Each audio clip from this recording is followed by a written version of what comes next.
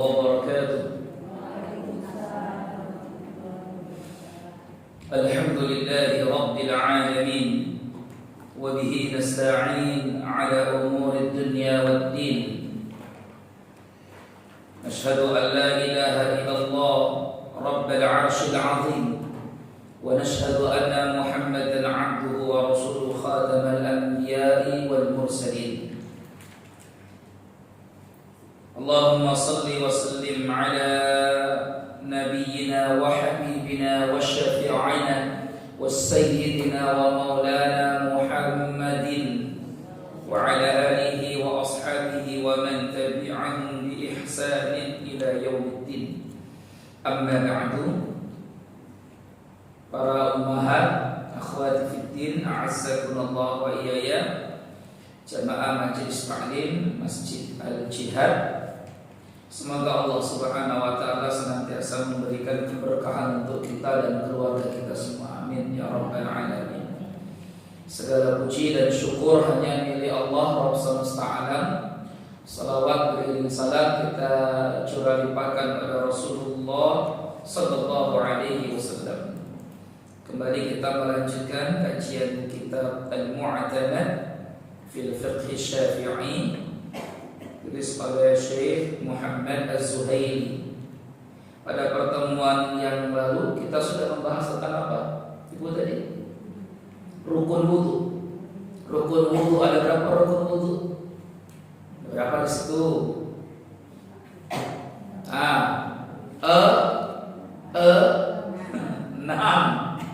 Enam. Ya, nanti ramai lagi. Itu kemarin debat di TV, santri Zaitun ditanya rukun wudu ada berapa. Nah, bisa jawab kan? Boro-boro mau ngomongkan yang macam-macam, ditanya yang basic saja dasar. Rukun wudu ada berapa? Ada berapa? 6. Pertama, niat. Kalau tidak pakai niat, ya tidak wudu namanya. Karena semua ibadah harus ada niat. Kedua, basuh wajah. Jadi kalau ibu-ibu di sini setelah niat wudu langsung basuh wajah, hukumnya sah. Habis wajah, telapak tangan sampai ke siku. Ini yang wajib. Rukun itu namanya yang wajib-wajib. Ya, selain ini namanya sunnah dalam wudu. Terus yang ketiga, mengusap sebagian kepala. Yang wajib sebagian, sunnahnya seluruh. Yang ke berapa?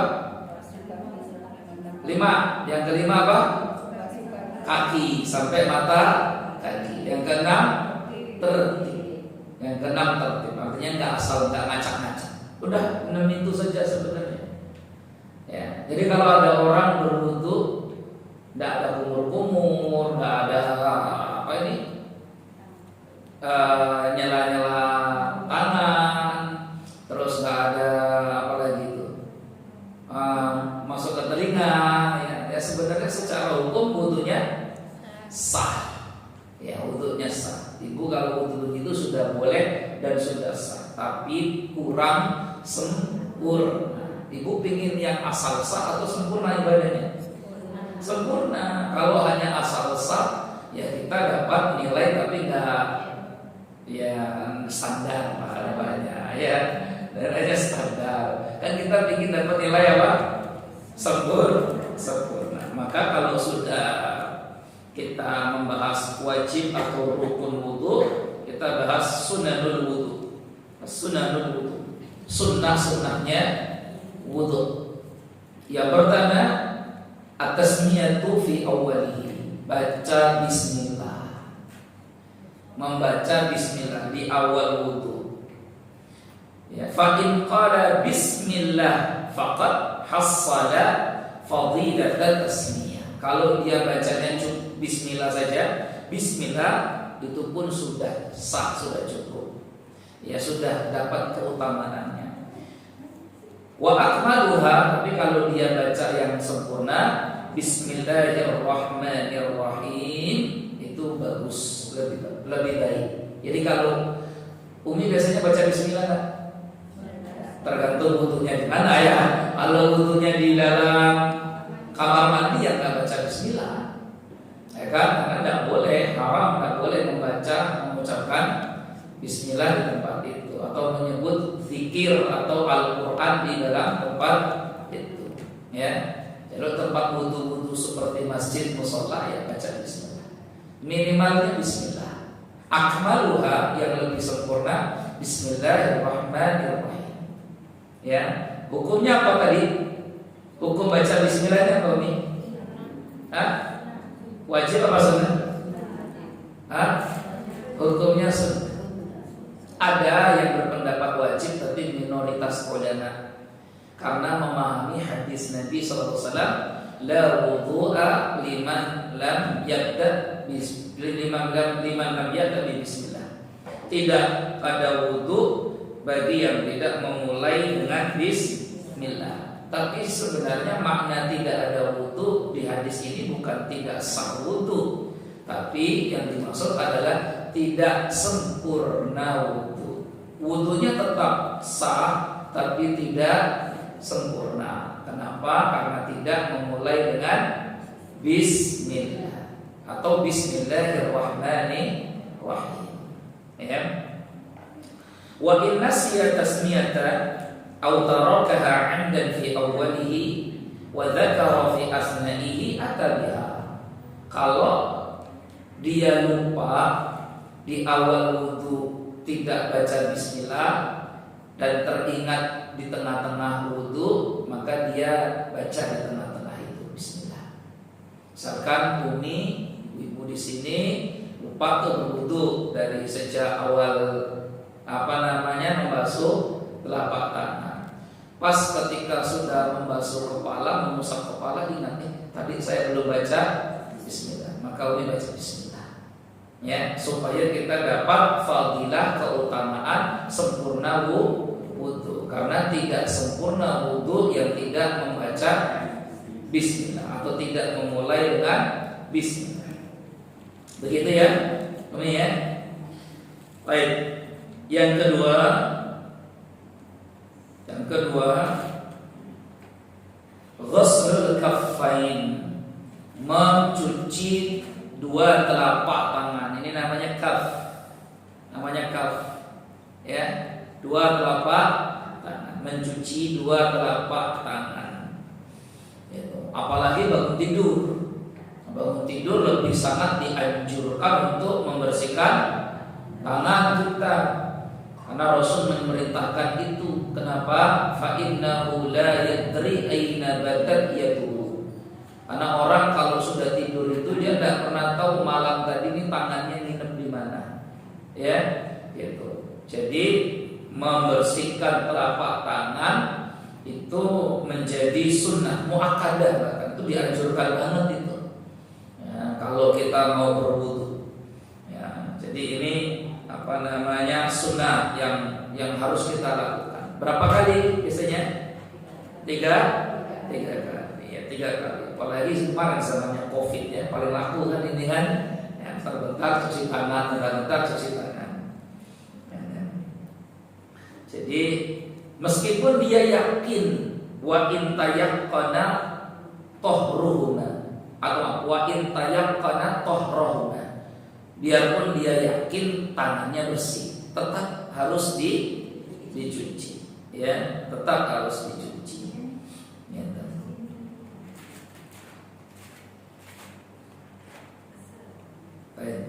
Yang ketiga, isti'malus siwak, gosok gigi, siwak.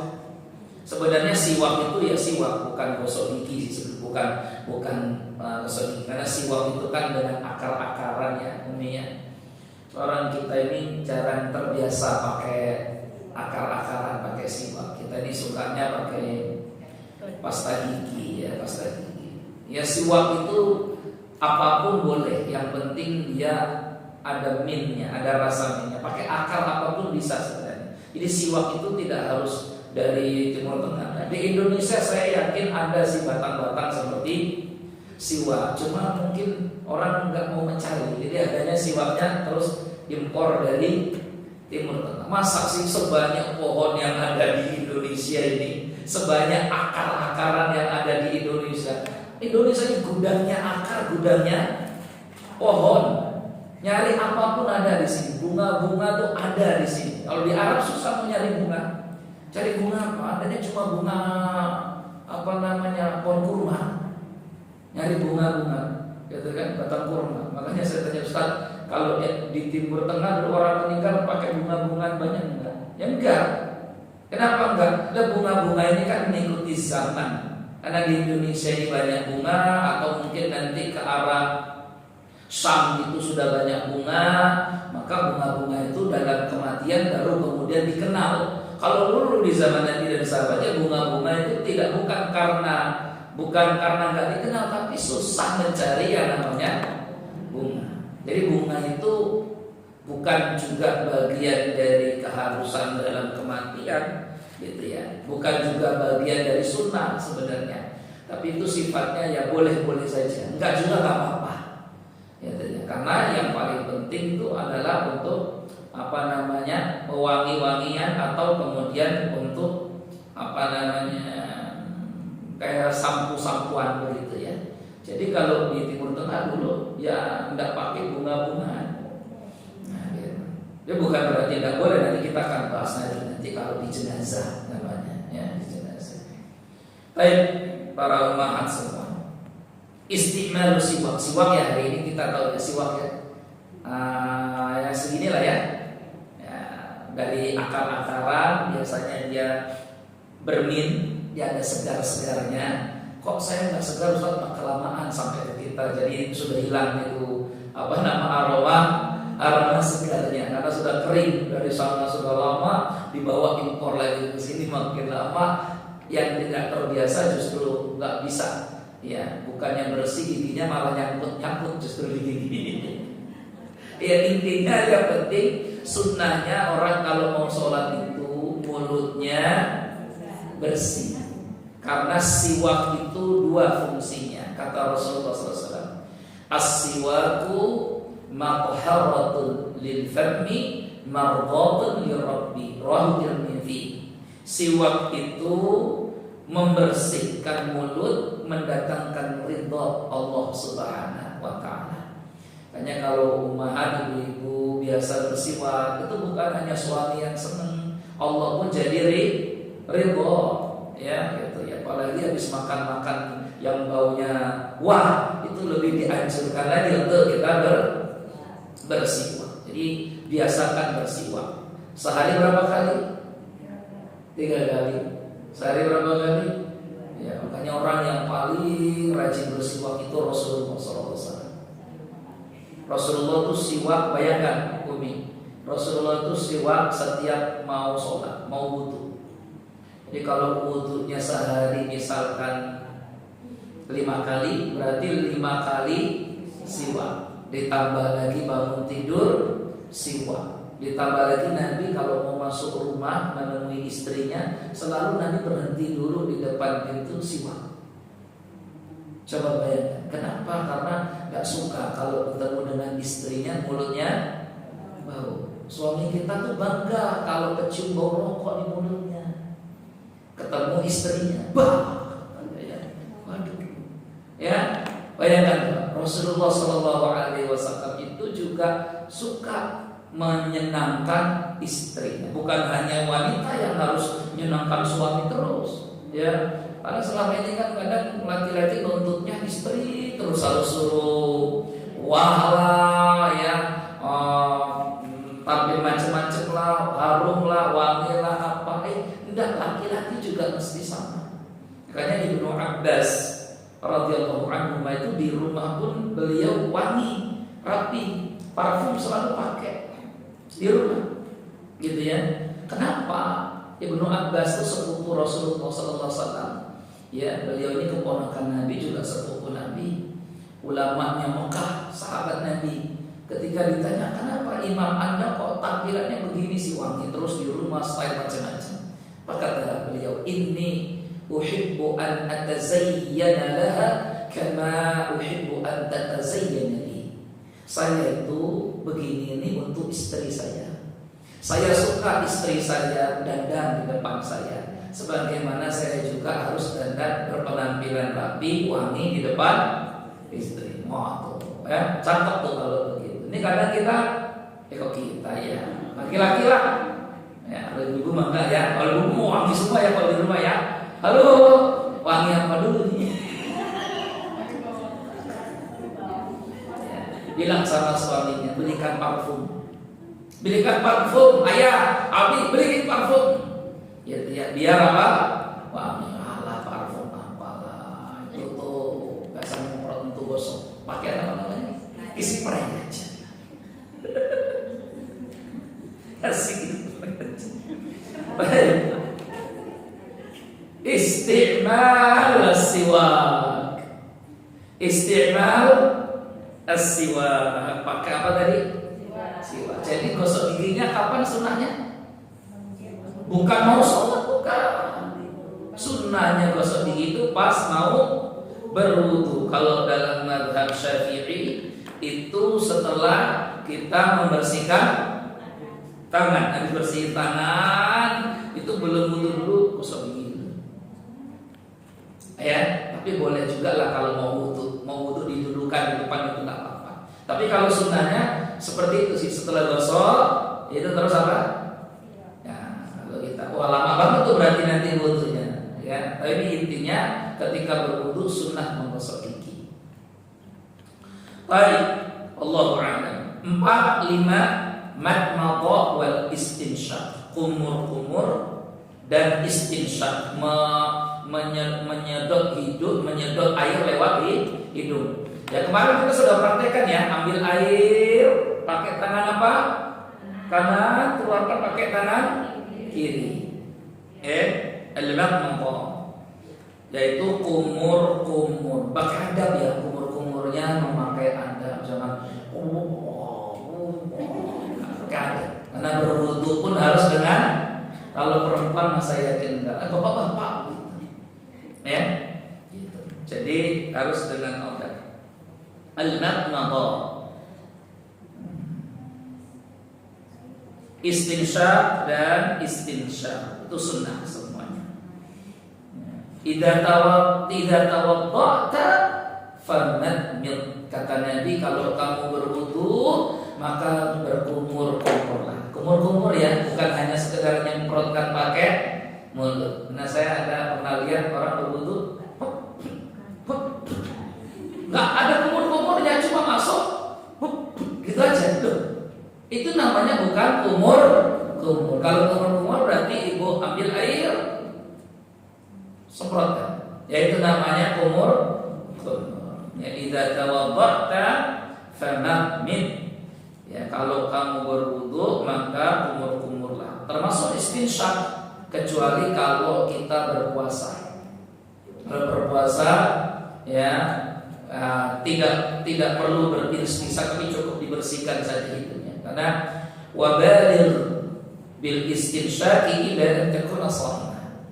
Rasulullah bersabda, sungguh-sungguhlah kau lakukan istinsyaq, hirup air lewat hidung, kecuali kalau kamu berpuasa. Karena hidung ini juga media alat untuk nutrisi masuk ke badan kita.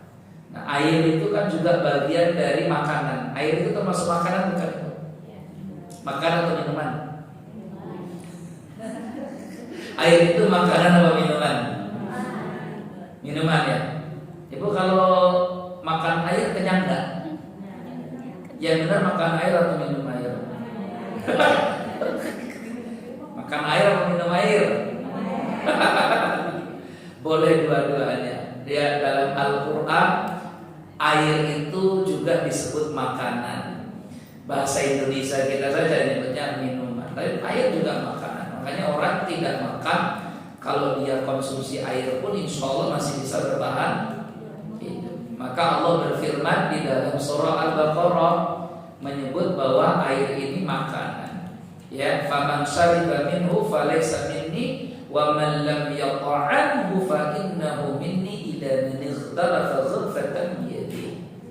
Ketika Allah menceritakan tentang kisah Raja Talut melawan raja raksasa bernama Jalut. Nabi Daud muda, waktu itu belum jadi nabi. Daud muda, masih remaja, salah satu pasukan Talut. Di situ Daud muda namanya.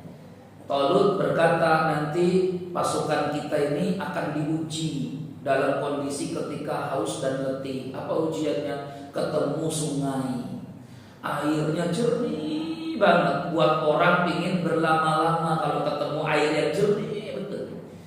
Terus kata Talut, jangan minum air sungai itu kecuali hanya satu carupan saja, satu begini saja. Gak usah minum banyak-banyak, apalagi pakai bontot, gak boleh.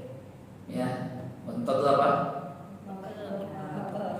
Bekal air, nggak boleh, minum saja itu. Ternyata pasukan yang jumlahnya ribuan tadi itu ketemu air di tengah jalan dalam kondisi haus. Memang mereka nggak minum, cuma celipun. Ya, tahu celipun tuh ya? Nggak minum tapi berenang. Akhirnya dari ribuan pasukan itu cuma 313 orang saja yang bisa lanjutkan perjalanan. Salah satunya Daud muda. Siapa yang makan hanya satu carupan dari air itu, maka itu termasuk golonganku, kata Talut. Ya, ternyata yang makan, lihat Al-Quran pakai kalimat waman lam yata'am, makan, pakai makan. Itu berarti air juga bisa disebut makan. Ya, makanya air masuk baik lewat kerongkongan ataupun lewat hidung. Ya, dalam kondisi puasa itu bisa membatalkan puasa. Itu kenapa ketika kita berwudu kita tidak dianjurkan untuk istinsyak, sedot air pakai hidung, karena itu bisa saja nanti takut masuk justru ke kerongkongan dan itu membatalkan ibadah puasa kita. Itu ya ibu-ibu semuanya. Kalau lewat telinga masuk gak sebab? Allah ya. Tapi nanti ada pendapat fikih Syafi'i kontemporer mengatakan kalaupun ke telinga juga bisa batalkan kalau masuknya sampai terlalu dalam, gitu ya. Tapi ya itu ijtihad, tidak disepakati oleh semua ulama. Ya, istilah kehati-hatian saja, kehati-hatian. Baik, kita lanjut ke sini. Yang keenam, takhlilul lihyatil kassa, menyela-nyela jenggot yang lebat kalau punya jenggot. Ya, karena kalau ada suaminya berjenggot lebat, ada sunnahnya di sela-sela. Ya, itu sunnah untuk laki-laki. Kalau perempuan kan tidak ada. Lanjut ya. Ketujuh, mengusap seluruh rambut kepala atau mengusap seluruh kepala. Maka kemarin kita sudah bahas ya hadis dari Ali bin Abi Thalib. Ali bin Abi Thalib meriwayatkan tentang tata cara wudhu Rasulullah SAW, terutama ketika mengusap kepala. Bagaimana ketika mengusap kepala? Ini rambut kepala, air ambil, ya, tidak laki-laki, tidak perempuan sama, ambil, kemudian tarik ke belakang sampai di kofa. Kofa itu tempat terakhir tumbuhnya rambut, itu namanya kofa. Ya, bukan sampai ujung rambut ya. Kalau ujung rambut itu susah, nanti ujung rambutnya ada di. Kalau rambutnya yang panjang makin ya, sampai kofa. Dari sampai kofa belakang, tarik majukan lagi ke depan, baru masukkan apa ini? Sababah, telunjuk ke lubang telinga dan usap wa masaha dhahroma, diusap dengan jari jempol. Ya, saya ulangi lagi. Tata cara wudu menurut Ali bin Abi Thalib di hadis. Ini hadisnya bisa kita lihat di kitab Bulughul Maram Ibnu Hajar. Ambil air, tarik ke belakang, ya, sampai ke tengkuk, majukan lagi ke depan, baru masukkan ke telinga. Selesai. Marratan wahidatan, satu kali. Kalau mau 3 kali Ustaz boleh. Dalam kitab Sunan Abu Dawud atau Tirmidzi saya lupa, nanti saya cek lagi. Itu ada keterangan juga mengusap kepala sebanyak 3 kali. Tapi kalau ibu mau mengusap kepala 1 kali pun sudah sah, boleh. Karena dalam hadis Muslim, memang riwayat Muslim disebutkan mengusap kepala itu 1 kali. Tapi boleh 2 kali, boleh juga 3 kali. Jadi tidak harus 3 kali, karena untuk kepala khusus tidak boleh sekali. Ya, bahkan yang sering sekali, sunnahnya boleh 3 kali. Jadi kalau umi di sini ibu-ibu musabnya sekali boleh. Ya, Allahu a'lam bishawab. Jadi itu tata cara mengusap kepala. Di sini juga disebutkan dalam kitab Mu'adanat di hadis riwayat Al-Bukhari nomor 80 jilid 1 dan Muslim ya nomor 235. Saya bacakan begini. Kata Abdullah bin Zaid radhiyallahu anhu tentang wasfi wudu'i Rasulillah, sifat wudu Nabi sallallahu alaihi wasallam. Famasaha ra'sahu biyadayhi, maka Nabi mengusap kepalanya. Jadi kalau kepala cukup pakai bahasa apa? Mengusap. Bedanya mengusap sama membasuh apa kemarin? Kalau mengusap itu pakai air besar atau sedikit, banyak atau sedikit? Sedikit saja. Sebenarnya untuk kepala itu tidak perlu air banyak-banyak, usap saja. Ya. Jadi Nabi mengusap rambut kepalanya biyadaihi, dengan 2 tangannya. Tuh coba. Biasanya kita kalau mengusap kepala pakai 2 tangan atau 2 tangan. Kenapa 2 tangan? Kita lihat kelanjutannya. Kata Abdullah bin Zaid, Rasul mengusap kepalanya biyadaihi, dengan 2 tangannya. Fa'aqbala bihima wa adbara, maju mundurkan kedua telapak tangan tadi itu. Bada'a bi muqaddami ra'sihi, beliau mulai dari kepala paling depan, muqaddam ra'si. Ya. Summa dhahaba bihima ila qafahu, kemudian beliau dhahaba bihima, bawa kedua telapak tangannya tadi ila qafahu, sampai ke tengkuk. Coba kalau kita 1 tangan nggak mungkin bisa begitu, kedua tangan, ya, sampai ke tengkuk. Summa, kemudian raddahuma, beliau kembalikan lagi telapak tangan itu kedua-duanya ilal makan alladzi bada'a minhu, ke tempat awal mulanya di sini. Jadi mulut ambil air, tarik mundur sampai tengkuk qafa, majukan lagi sampai depan, baru sampai. 1 kali, ya sekali. 2 kali boleh, 3 kali boleh. Tapi paling sering Nabi lakukan itu 1 kali. Ya, wallahu a'lam bishawab. Baik. Paham sampai sini, Bu? Ya. Itu sunnah atau wajib? Sunnah. Yang wajib apa tadi? Yang wajib kalau kepala apa tadi? Sebagian. Yang wajib itu yang penting sudah kena sebagian, maksudnya gitu ya. Yang wajib itu yang penting sudah kena sebagian. Kalau ibu kenanya 10 rambut atau 20 rambut, itu pun sudah sah. Karena yang wajibnya yang penting sudah ada yang kena. Dan kita tadi bicara tentang sempurna. Nah, itu kalau mau sempurna begitu. Ya.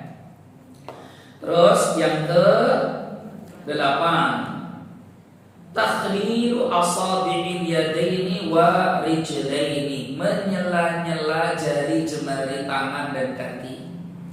Namanya tasbik. Tasbik ini kebiasaan para nabi dan rasul. Tasbik, ini tasbik, menyela-nyela jari. Ya, gitu. Kecuali berdoa, nggak boleh ya kita berdoa pakai begini ya. Nggak boleh, dilarang. Rasul melarang kita tasbih kalau berdoa. Karena yang berdoa begini biasanya siapa? Nah, makanya orang Islam nggak boleh berdoa. Berdoa mulai, nggak boleh. Berdoa kita itu mengangkat kedua tangan, ya, mendekatkan telapak tangan dalam hadis Tabrani, angkat kedua tangan, dekatkan kedua tangan ke wajah. Cara berdoa, ya, bukan, enggak, ya. Gitu. Jadi cara berdoa itu angkat kedua tangan, dekatkan ke wajah, dekatkan ke wajah, minta dekatkan telapak tangannya, ya. Padahal kita berdoa, saya lihat ada yang berdoa begitu. Oh, kayaknya bebannya berat banget ini. Lagi banyak masalah. Ya begini lagi banyak masalah. Nah, jadi cara berdoa pun sudah diajarkan oleh Nabi Sallallahu Alaihi Wasallam. Cara mengangkat tangan pun sudah diajarkan. Angkat tangan, dekatkan ke wajah, minta ke Allah. Ya, jadi bukan jauh-jauh begini, ya. Nanti ketemu hadisnya tentang adab-adab dan cara mengangkat kedua tangan. Karena salah satu sebab mustajabnya doa adalah dengan mengangkat kedua tangan. Jadi salah satu sebab mustajab doa itu kalau ibu mengangkat kedua tangan. Innallaha hayyun karim yastahi minal 'abdi idza rafa'a yadayhi ayyaruddahu masfa. Allah itu maha pengasih, maha pemurah. Allah itu maha pemalu. Yang malu dengan kelayakan Allah, ya, bukan malunya seperti makhluk, ya. Allah malu kalau ada hambanya mengangkat tangan berdoa terus tidak dikabulkan. Makanya salah satu sebab mustajab doa itu, ibu gimana kalau doa? Angkat tangan. Tapi bukan tasbih. Nah, tasbih, ya. Ini untuk umat agama yang lain. Rasul melarang tasbih itu, ya. Apalagi orang-orang nggak bisa begini juga, nggak bisa begini menyembah, nah, tapi juga mengangkat kedua telapak tangan. Baik, wallahu a'lam. Jadi kita balik ke tasbih tadi, sunnahnya adalah menyela-nyela jari tangan dan kaki. Umi kalau wudu sela-sela jari tangan dan kaki, terutama ketika membasuh lengan tangan dan membasuh kaki, sela-sela, karena itu sunnah. Kalau dibasuh pakai jari tangan, kalau dibasuh pakai tangan, insya Allah seluruh bagian wudu itu pasti kena air. Kaki kalau umi sela-sela jari kakinya, insya Allah tumit belakangnya itu nanti kena juga, ya. Tapi kalau kita itu nggak membiasakan menyela-nyela jari kaki, maka tumit belakang kaki itu juga sering tidak kena air. Padahal wajib nggak kena air itu? Wajib. Kalau nggak kena air, hukumnya wudu tidak sah, sholatnya tidak sah. Konsekuensinya ke sana akhirnya. Karena wudunya tidak sah, maka sholatnya tidak sah. Itu mengerikan, ya. Wallahu a'lam. Lanjut. Takhlil asabi, kebiasaan para nabi dan rasul yang disebut oleh Rasul dengan sunnahul fitrah. Kebiasaan nabi dan rasul itu ada 10. Kebiasaan nabi dan rasul itu ada 10. Salah satunya adalah menyela-nyela jari tangan dan kaki untuk dibersihkan. Jadi sebelum ada di puskesmas itu langkah membersihkan tangan itu, ada berapa tuh langkah membersihkan tangan? Di rumah sakit sama puskesmas itu biasanya ditempel tuh posternya itu. Berapa langkah? Nggak ada bidan di sini, ya? Ada, ya. Saya kalau ke rumah sakit atau puskesmas ada 8 atau 10 sih. Ya, 10 langkah kalau nggak salah. 10 langkah membersihkan jari, membersihkan telapak tangan. Pertama usap, terus begini, terus begini, putar gitu, ya. Nah, itu materi wajib untuk para calon perawat. Lo perawat nggak hafal nggak lulus. Ya, kata dokter begitu. Saya punya teman dokter, itu Ustaz materi wajib untuk semua tenaga medis. Kalau nggak hafal nggak lulus, materi wajib. Ya, kalau bersihkan tangan nggak bisa. Ya. Lanjut, ya. Jadi sebelum ada ajaran itu, Islam juga sudah mengajarkan bagaimana cara menyela-nyela. Ya, karena memang ini di sini bisa saja ada kotoran, bisa saja ada najis, bisa saja ada bakteri. Baik, kita lanjut lagi. Yang kesembilan, mashul udhunain, mengusap dua telinga. Nah, dua telinga. Hukumnya apa? Sunnah. Maka tadi kita katakan kalau tidak pakai basuh telinga pun, yang penting kepalanya dibasuh pun hukum sudah sah. Jadi membasuh telinga itu hukumnya sunnah. Yang ke-10,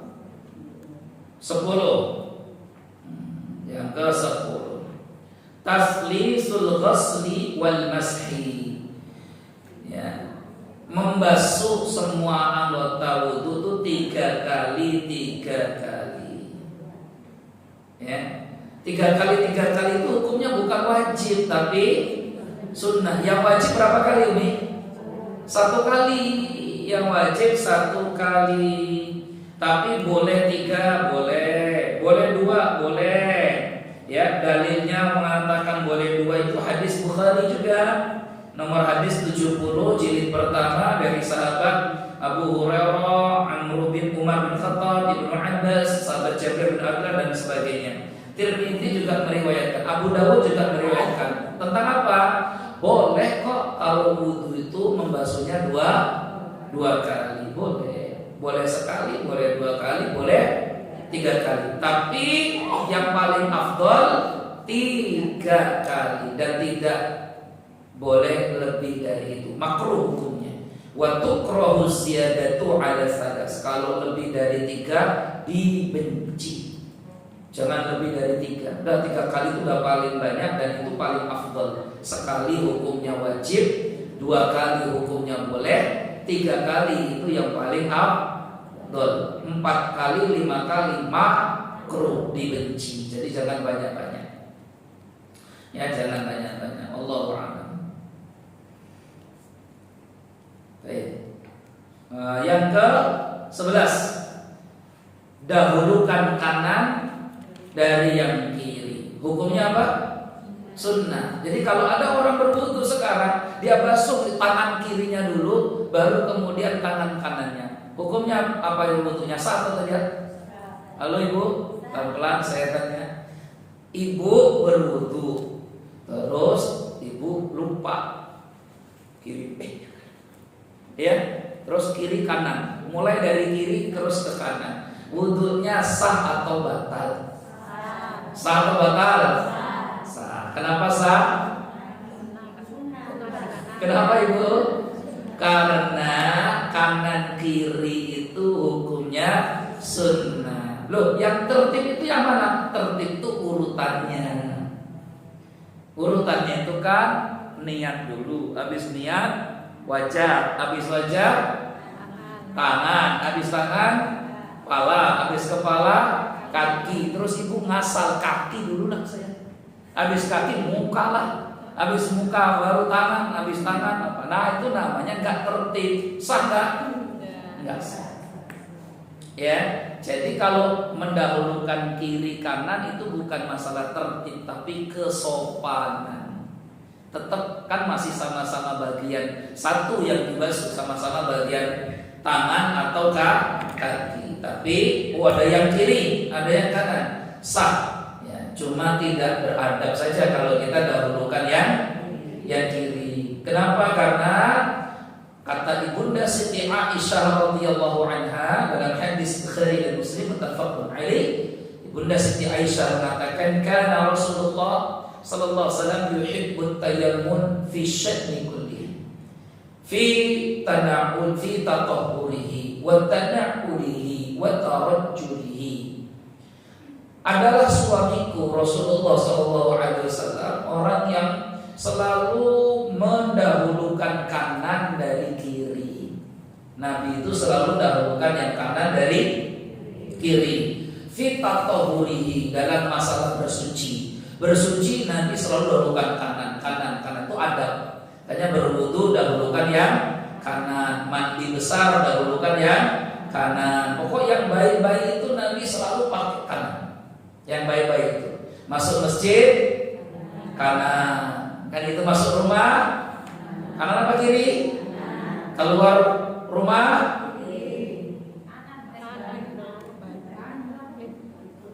Masuk rumah, keluar rumah. Baik apa jelek itu? Bagus semua ya. Emang masuk keluar rumah tuh buruk ya Bu ya? Halo, saya tanya. Masuk rumah, keluar rumah, nggak ada buruknya. Rumah itu bagus semua. Ya. Baik, masuk WC, kiri. Keluar WC, berzikir, makanya makruh hukumnya ibu zikir pakai jari kiri, makruh, dibenci.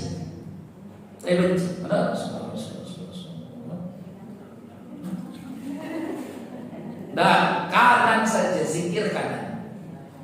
Ya zikir itu seutama-utama zikir pakai jari tangan.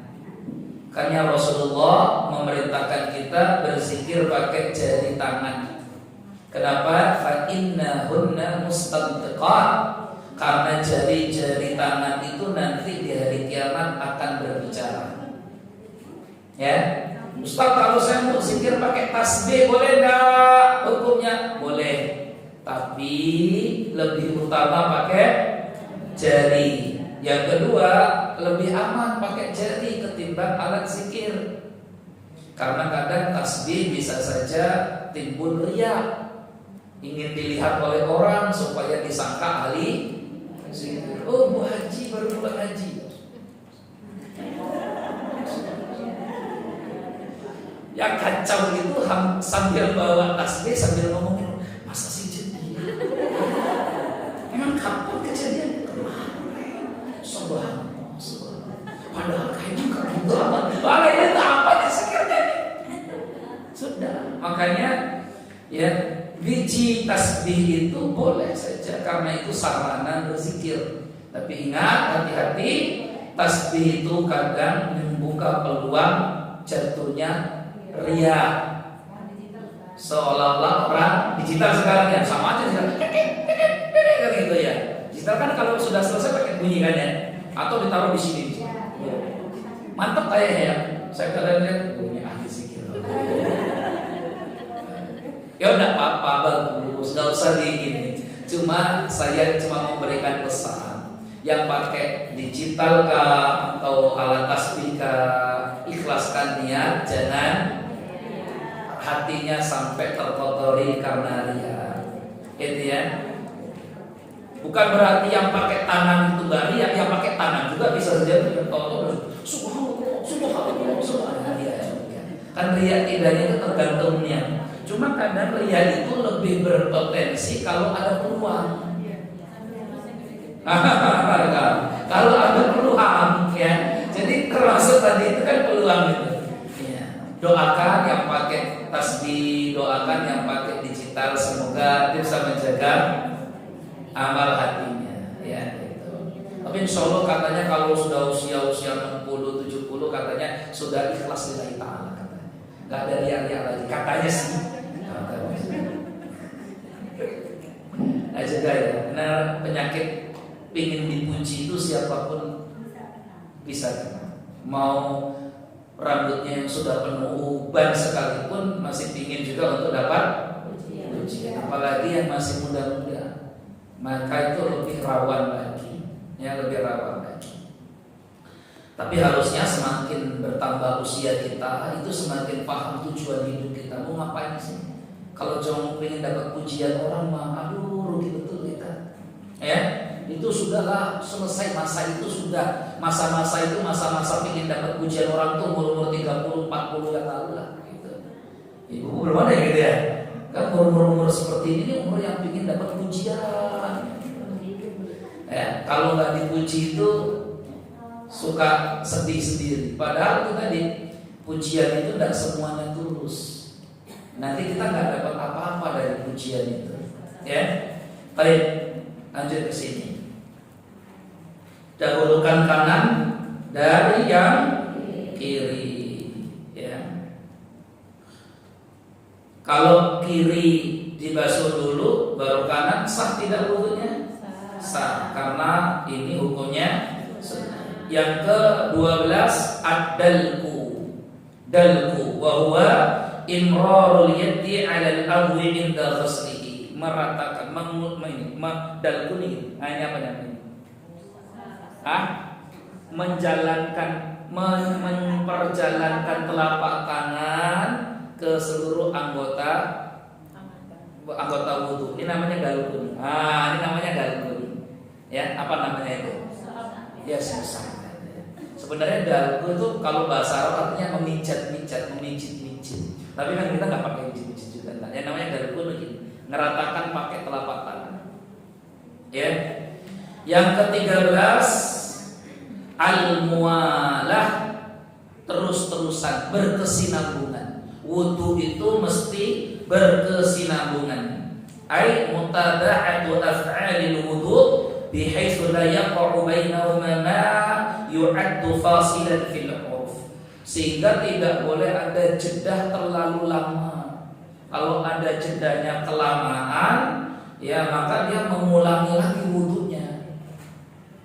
Contoh misalkan ibu sedang berwudu, terus waktu ibu berwudu membasuh tangan, anak kita ya nangis ya di depan jalan. Kan orang tua itu takut kalau anak kecilnya nangis depan jalan, ada motor atau apa. Ibu akhirnya buru-buru berhentikan wudunya, lari misalkan ya, terus ngejar anaknya, ya tangkap, nangis lagi, doa macam-macam udah, nanti balik lagi ke tempat wudu, berarti dia harus ngulangi lagi. Tapi kalau berhentinya tidak lama, hanya sesaat, seperti kerannya mati, terus dia pindah lagi cari keran yang di sebelahnya, maka tidak perlu mengulangi wudu, cukup melanjutkan mualah terus menerus, dan tidak terlalu lama jedanya. Gitu ya, Ibu ya. Baik. Iya, harus terus menerus mualah itu. Nggak boleh putusnya nggak boleh kelamaan. Ya, putusnya nggak boleh kelamaan.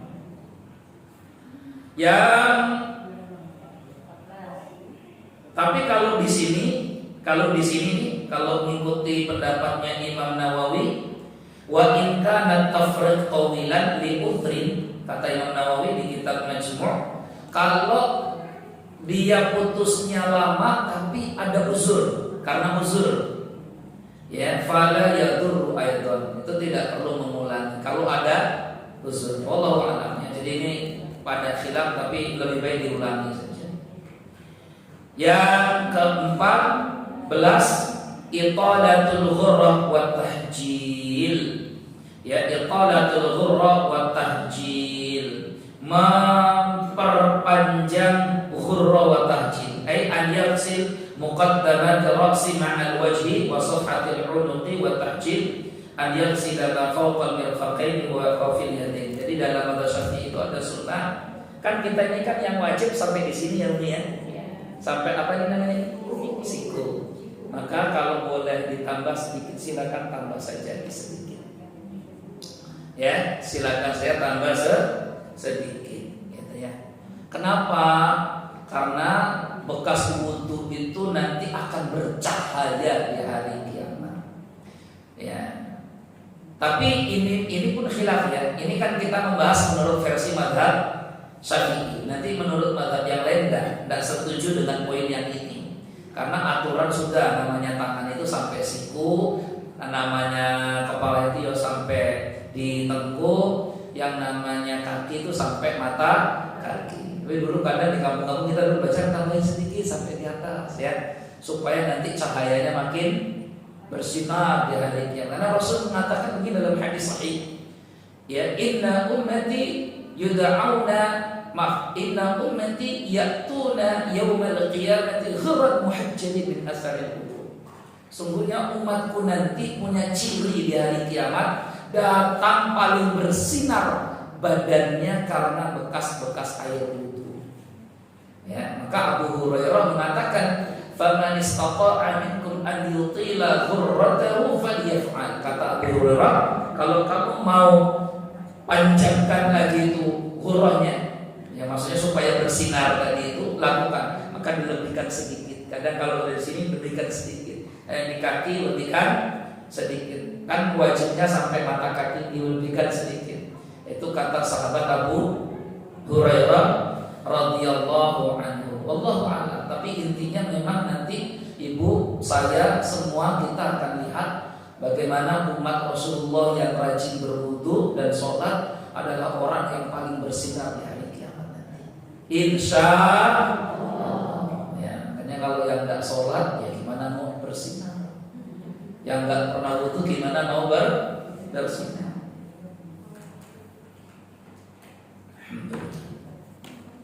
Yang ke 15, tasyahud wa doa, baca doa selesai wudu. Doanya kemarin udah hafal ya? Sudah hafal kan doanya kan? Doa wudu paling pendek. Siapa yang tahu doa wudu paling pendek di sini? Halo, Ibu? Iya, doa setelah wudu paling pendek. Hadis riwayat Imam Muslim dari Abu Hurairah. Mana? Yang apa? Apa nih?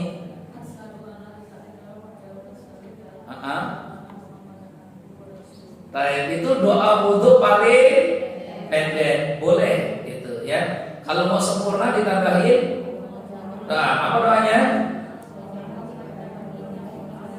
Allahumma ja'alni minat tawwabin waj'alni minal mutatahhirin. Cukup sampai di situ.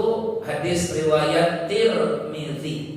Tidak perlu ditambah waj'alni min ibadika sholihin, tidak perlu ditambah. Itu tambahan dari orang, bukan dari Nabi sallallahu alaihi wasallam. Jadi cukup sampai situ. Boleh. Atau wazada an-Nasa'i, atau pakai doa lewat hadis Imam Nasa'i. Apa doanya? Subhanakallahumma wa bihamdika asyhadu an la ilaha illa anta astaghfiruka wa atubu ilaik. Akhirul kalam wassalam. Kayak doa penutupan mau pengajian, tapi itu doa setelah wudu. Iya. Jadi berapa doanya tadi? Berapa doanya tadi? 2 apa 3? 3. Doa setelah wudu 3. Silakan ibu mau versi yang mana? Versi pertama paling pendek, paling mudah. Asyhadu an la ilaha illallah wahdahu la syarikalah wa asyhadu anna Muhammadan abduhu wa rasuluh. 1. Boleh sampai situ. Ditambah lagi boleh? Boleh. Allahumma ja'alni minat tawwabin waj'alni minal mutatahhirin. 2. Doa yang lain boleh. An-Nasa'i meriwayatkan dalam hadisnya Sunan An-Nasa'i. Subhanakallahumma wa bihamdika asyhadu an la ilaha illa anta astaghfiruka wa atubu ilaik. Coba 3 itu bisa, 3-3-nya. Ya. Apa keutamaannya? Keutamaannya apa itu baca doa setelah wudu? Rasulullah bersabda, nanti orang yang berwudunya bagus, baik, kemudian setelah itu membaca doa, maka Allah akan masukkan dia ke 8 pintu surga mana saja yang dia mau. Ya, jadi pintu surga itu 8-8-nya ditawarkan kepada dia. Masya Allah, ya. Makanya orang yang biasa berwudu, insya Allah ahli wudu, insya Allah ahli surga. Insya Allah ya, ahli wudu tapi sholat ya, jangan wudu tok ya. Gitu. Ahli wudu itu maksudnya ahli wudu yang ahli sholat. Baik. Sunnah yang terakhir menghadap kiblat. Menghadap kiblat. Kenapa? Li'annaha asyraful jihad. Karena kiblat itu arah yang paling mulia. Kita kiblatnya mana? Kiblat kita mana? Maka adab-adab menghadap kiblat itu banyak ibadah-ibadah yang diikat dengan adab menghadap ke kiblat. Contoh ibadah apa yang diikat dengan menghadap ke kiblat? Adabnya membaca Al-Quran. Kita baca Quran itu sunnahnya menghadap kiblat. Terus apalagi berdoa, makanya doa itu menghadap ke kiblat. Bahkan kalau kita ziarah kubur pun sama. Ini banyak orang ziarah kubur, adabnya berdoa itu kadang tidak dipraktekkan. Apa adabnya berdoa kalau ziarah kubur? Menghadap kiblat. Ini misalkan kuburan di makam, gini ya, gitu. Kesana itu timur, kesini barat. Kalau orang dia tidak perhatikan, dia berdoanya asal-asal saja. Entah di sini kepala, entah di kaki, entah di sebelah sini. Tapi yang benar sebenarnya di sebelah mana? Sebelah mana? Kita adanya. Kalau mau berdoa di sebelah sini, di sebelah timur makam, supaya nanti menghadap ke arah kiblat. Jadi kalau kita mau berdoa pun di kubur, mendoakan keluarga kita, orang tua kita yang ada di kuburan pun, kita berdirinya menghadap ke arah kiblat, menghadap ke arah kiblat. Jadi ini adab berdoa. Termasuk ini tadi berwudu, sunnahnya menghadap ke arah kiblat. Ya, wallahu a'lam bishawab. Apalagi contoh yang sunnah adabnya menghadap ke arah kiblat? Apalagi contohnya? Tidur, ya betul. Tidur menghadap ke arah kiblat. Terus apa lagi? Nyembelih hewan. Nah, itu ya. Ibu biasa nyembelih hewan? Oh iya. Iya, perempuan kan boleh kan motongan? Boleh. Perempuan kan nggak ada syaratnya laki-laki motong hewan. Perempuan boleh. Ya, kalau berani kan gitu. Toto mana Pak sini? Kambing nggak potong-potong.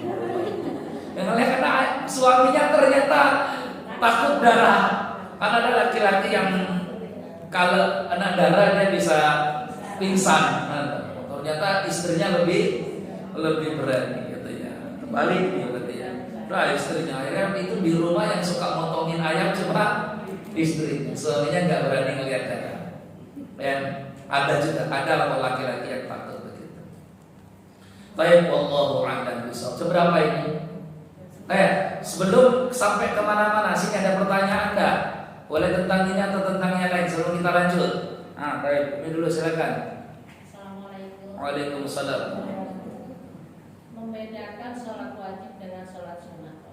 Beberapa tahun lalu saya pernah ditanya, Bu, orang laki kan sholat wajib di masjid ya, pakai qomat ya. Kita perempuan di rumah pakai qomat atau tidak? Saya jawab pakai qomat, betul atau tidak? Baik.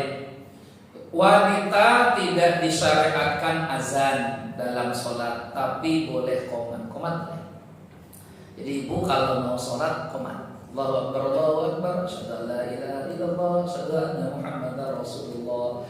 Dianjurkan lagi ibu sholatnya berjamaah di rumah dengan sesama perempuan, bukan sama laki-laki enggak. Nanti laki-laki perempuannya lagi jadi imam kayak Az-Zaitun nanti ya. Az-Zaitun kan ngacau kan? Az-Zaitun kita agendakan nanti di pondok kita ini perempuan nanti jadi imam, makin keblinger lagi.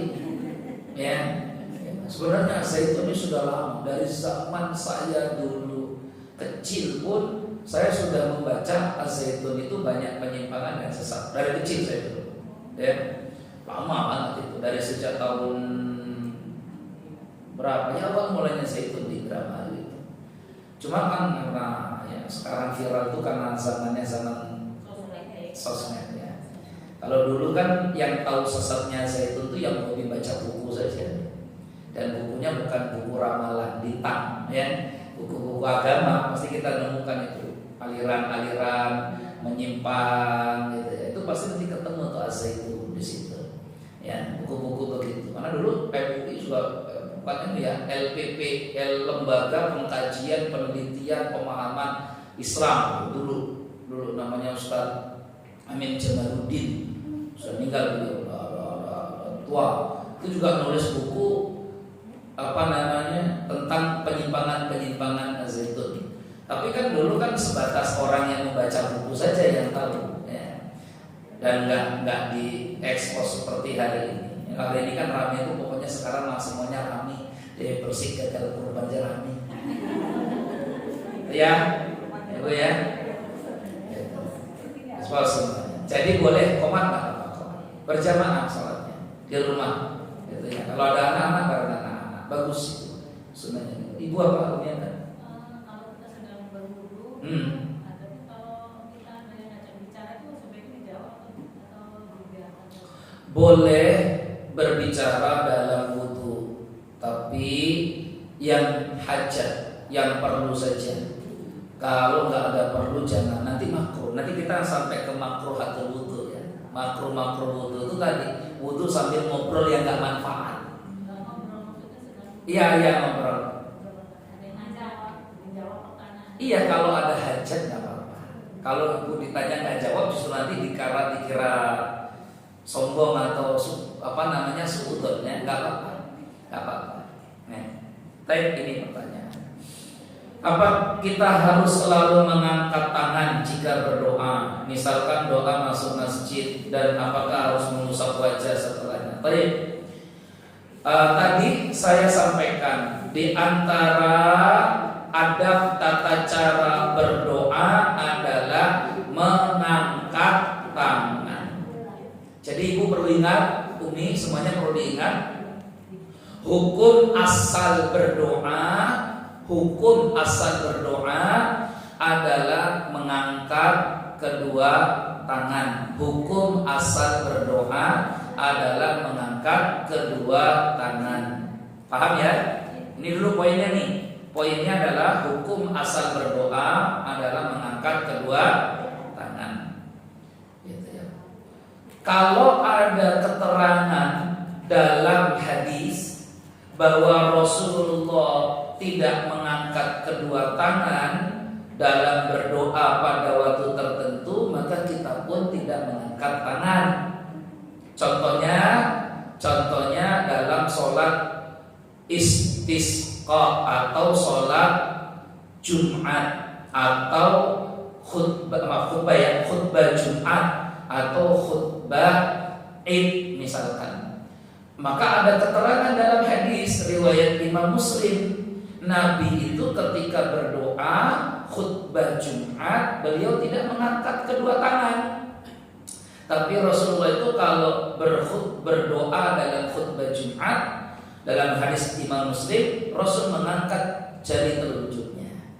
Jadi cara berdoa itu ada mengangkat kedua tangan, ada mengangkat jari telunjuk. Maka ada orang berdoa, Allahumma ighfir lana dzunubana wa liwalidina dalam khutbah Jumat atau sholat Id. Begitulah memang cara Nabi berdoa.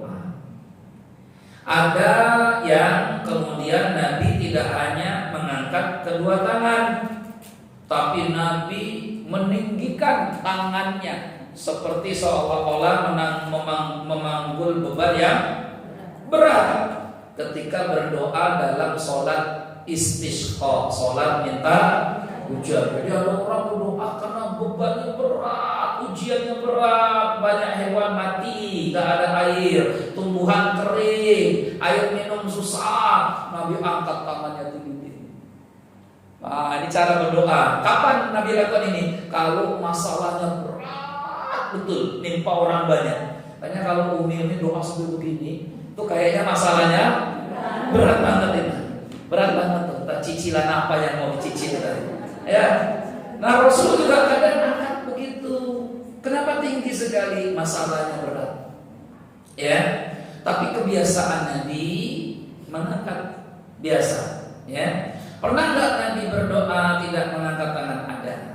Sebagian ulama mengatakan setiap selesai sholat 5 waktu. Selesai sholat 5 waktu, Nabi tidak mengangkat kedua tangannya. Selesai sholat 5 waktu, Nabi tidak berdoa mengangkat tangan. Nabi hanya berdoa dengan zikir-zikir. Jadi Nabi itu kalau selesai sholat 5 waktu tidak berdoa, tapi berdoa dengan zikir. Maksudnya tidak berdoa mengangkat tangan ya, tapi Nabi berdoa lewat zikir-zikir. Allahumma antas salam wa minkas salam tabarakta ya dzal jalali wal ikram. Allahumma la mani'a lima a'taita wa la mu'tiya lima mana'ta wa la yanfa'u dzal jaddi minkal jaddu. Nabi kemudian berdoa lagi, Allahumma a'inni 'ala dzikrika wa syukrika wa husni ibadatik. Doa-doa dalam zikir tadi itu tidak Rasul lakukan dengan mengangkat nanti Nabi baru angkat tangan selesai sholat sunnah berdoa, gitu ya, berdoa. Jadi kesimpulannya apa? Kesimpulannya adalah hukum asal berdoa adalah mengangkat kedua telapak tangan. Jika ada keterangan Nabi tidak mengangkat kedua telapak tangan, maka kita pun tidak mengangkat kedua telapak tangan. Contoh tadi dalam sholat khutbah Jumat. Kalau tidak ada keterangan, nah ini poinnya.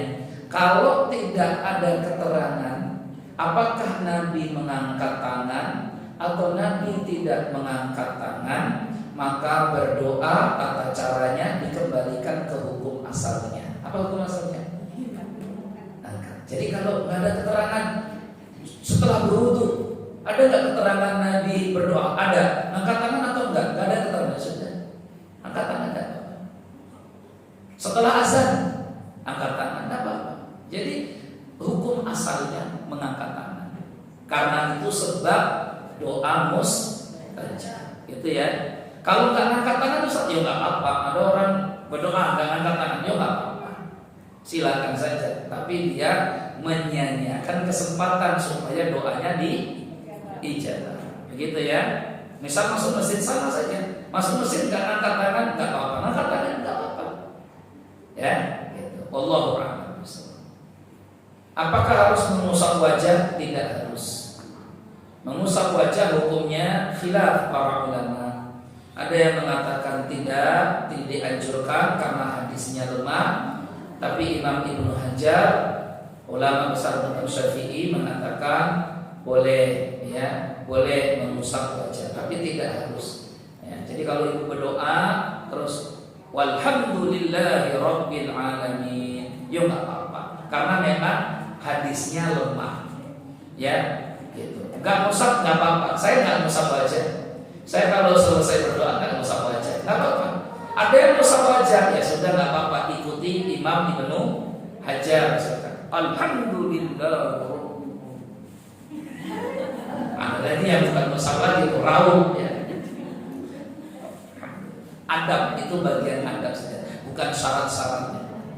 Ya, wallahu a'lam bishawab. Karena wa masaha bihi ma wajhahu itu, dan setelah berdoa mengusap wajahnya, riwayatnya lemah. Tapi sebagian mengatakan boleh diamalkan. Jadi sehingga nggak boleh kita saling menyalahkan hanya gara-gara mengusap wajahnya. Yang salah dia nggak mau doa. Bolehkah membaca doa setelah wudu di luar kamar mandi? Iya, memang harus di luar kamar mandi. Jangan di dalam kamar mandi. Ya. Bagaimana jika hanya mengusap sedikit bagian kepala saja, bagian depan untuk apa ini? Wanita? Ya nggak apa-apa, kan boleh. Depan ini kan memang sah kan? Boleh hukumnya.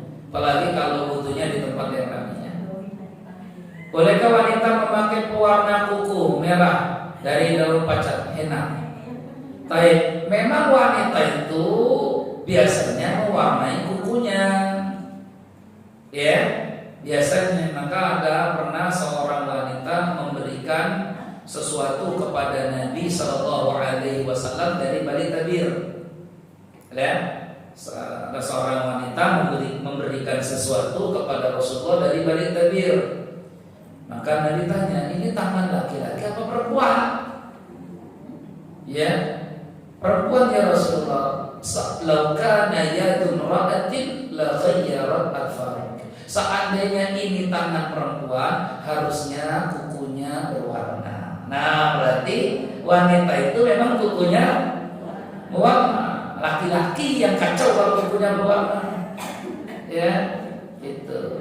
Jadi mewarnai kuku itu hukumnya boleh. Dari zaman Nabi pun sudah dilakukan. Tidak apa-apa, karena itu bagian dari mempercantik diri, tazayyun, mempercantik diri. Apalagi wanita memang punya fitrah ingin mempercantik diri. Tidak apa-apa, ya, pakai berwarna. Kecuali si wanita ini sedang dalam masa iddah berkabung, ya, ditinggal wafat suaminya, tidak boleh haram hukumnya, tidak boleh ya mewarnai bukunya. Seberapa lama? 4 bulan 10 hari. 4 bulan 10 hari dia tidak boleh mencela matanya. 4 bulan 10 hari dia tidak boleh keluar malam, nggak boleh, haram hukumnya keluar malam.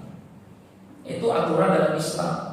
Tidak mentang-mentang janda terus bebas, enggak. Janda pun ditinggal mati suami ada aturan dalam Islam, dalam Al-Quran.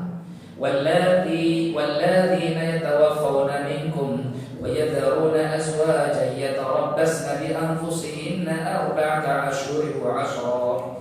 Wanita yang ditinggal mati oleh suaminya maka wajib dia menunggu sampai 4 bulan 10 hari. Kalau harus keluar siang karena dia bekerja masih dibolehkan, tapi dia tidak boleh keluar malam, haram hukumnya keluar malam. Ya, jadi kalau ada yang ngajak-ngajak, mohon maaf belum bisa.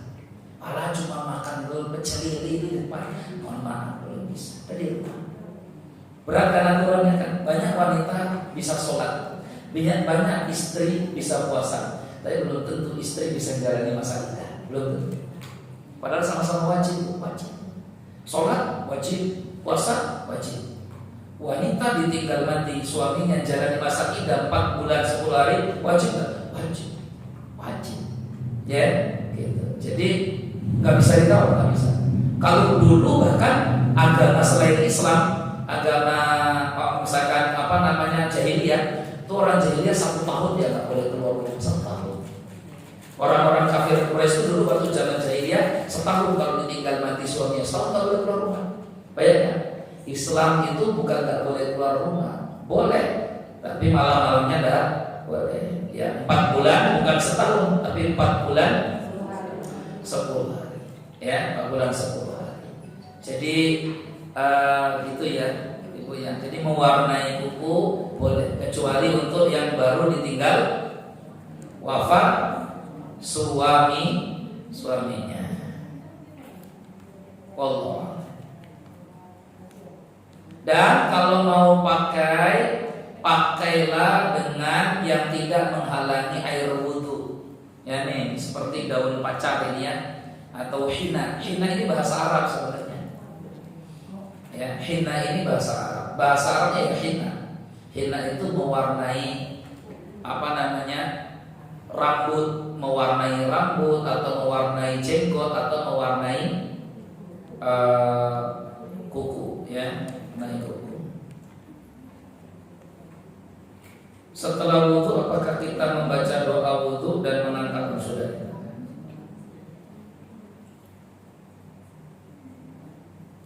Jarak tidak boleh lama untuk sholat. Kalau setelah wudhu, apakah jarak tidak boleh lama untuk sholat? Bukan jarak, boleh-boleh saja.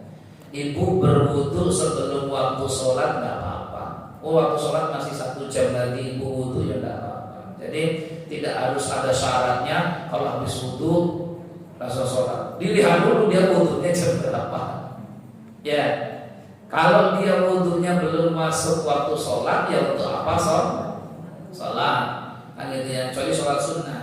Tapi kalau dia berwudhunya memang sudah masuk waktu sholat, ya harus segera sholat, gitu ya. Wallahu a'lam bishawab. Sudah? Yang terakhir makruhnya cepat saja karena sudah jam 11. Yang makruh adalah tadi apa Bu? Ada lagi nggak? Cukup ya. Makruh sholat terakhir nih. Tarkul kalam fil wudu wal ghusl. Tidak bicara. Jadi makruh sholat itu artinya bicara. Bicara ketika berwudu. Tadi itu ya, bicara ketika berwudu.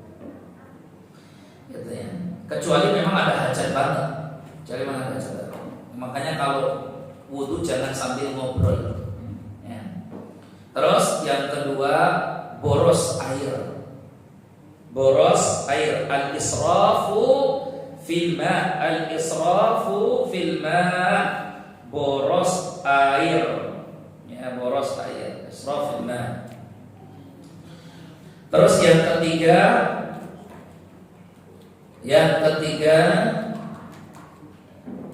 ini kayaknya sudah kemarin kita ya, memukul-mukul wajah dengan air, gini nih, ya, gitu, ya. Kadang ada yang berwudu begitu ya, ambil sampai cipratannya kemana-mana, ya, itu makruh.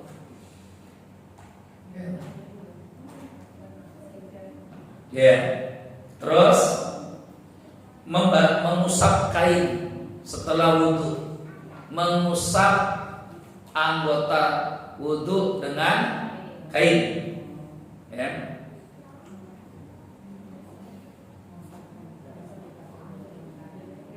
Dah itu sajalah, yang lainnya nggak terlalu ini. Ya, jadi kalau sudah wudu itu nggak perlu langsung pakai apa? Handuk. Paling telinga saja ya, karena itu kadang mengganggu kekhusyuan kita sholat. Udah telinga aja, sisanya nggak apa-apa. Netes-netes, alhamdulillah. Kenapa? Karena tetesan itu menggugurkan dosa. Alhamdulillah. Cukup ya? Udah jam 11 ya? Gitu ya. Ada pertanyaan yang lain nggak selain ini sebelum kita tutup? Ini nanti tentang wudu semua loh, ya. Silakan.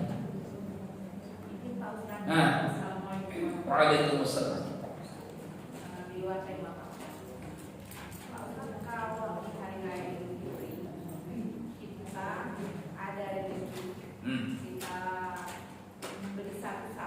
Tapi akan kita berikan kepada keluarga kita di kampung.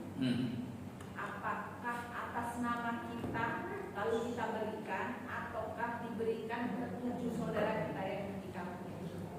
Baik, pertama, saudara kita yang di kampung itu masih hidup atau meninggal? Masih hidup dan orang-orang yang ada di sana. Ada ya. Terus sudah minta izin dulu sama mereka? Nah, jadi kalau kita mau berkurban untuk orang lain yang masih hidup itu harus seizin mereka. Kalau enggak, hukumnya dilarang, haram, enggak boleh.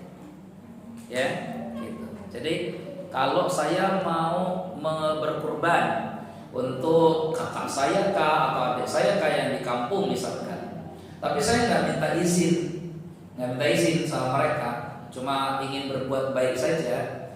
Toh mereka memaaf misalkan keluarganya kekurangan gitu ya. Dan bismillah ya Allah, niatkan ini kurban untuk saya, untuk kakak saya, adik saya, yang ini paman saya, macam-macam. Tapi kita nggak minta izin ke mereka, maka hukumnya dilarang, tak boleh. Karena harus seizin yang masih hidup kalau mau berkorban. Kadang niat yang baik belum tentu dinilai baik dalam agama kita kalau caranya tidak baik. Seperti ini contohnya, misalkan kurban tadi kita harusnya isi dulu, Pak, Mas, Kak, atau Om saya kurbankan ya di sini ya. Maksudnya saya kurban itu maksudnya bukan dia dikurbankan ya. Artinya saya mau kurban atas nama Om ya di sini. Mau Kak Om? Wah, terima kasih banget itu. Nanti pahalanya tuh. Oh, siap, insya Allah baik. Baru boleh. Kalau enggak, nggak bisa. Gitu ya. Nggak bisa, bahkan hukumnya nggak boleh, dilarang, diharamkan, ya, kecuali harus dengan izin orang yang masih hidup tadi. Itu ya uniknya. Boleh saja kalau dapat izin dari mereka. Kalau nggak diizinkan ya nggak boleh. Lebih baik kita berkorban untuk nama-nama orang yang memang sudah jelas ada. Ya, kalau memang bisa mengizinkan, baru. Lain itu ya. Itu dalam mazhab Syafi'i sama. Di kitab ini juga sama. Tapi di jilid yang kedua, karena ini jilid 1, jilid kedua saya tidak bawa. Ya, di jilid yang kedua dibahas tentang itu, bahwa kalau mau berkurban untuk orang yang hidup harus wajib dengan syarat izin dari orang yang masih hidup tadi itu. Ya, itu wajib syaratnya. Wallahu a'lam. Cukup. Alhamdulillahirabbil alamin. Subhanakallahumma wa bihamdika, asyhadu an la ilaha illa anta, astaghfiruka wa atubu ilaik. Assalamualaikum warahmatullahi wabarakatuh. Alhamdulillah, materi ini telah disampaikan oleh guru kita. Mudah-mudahan kita bisa